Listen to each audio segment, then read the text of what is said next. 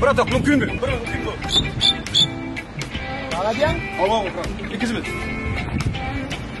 Al. Anladım. Bırak da bir mesele var. Eğer hazır öldün mü? Tüygülü bir sığmışsın. Bunun bana vereyim.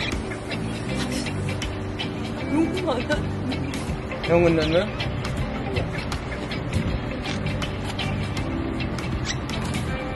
Doğru.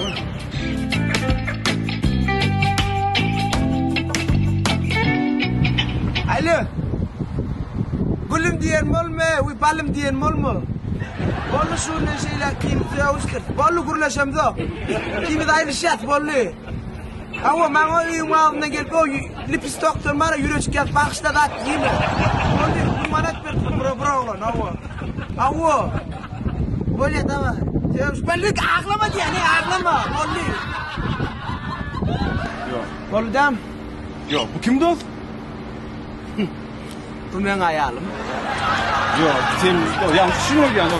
Yok. Asıl yok. Sokma da. Vay.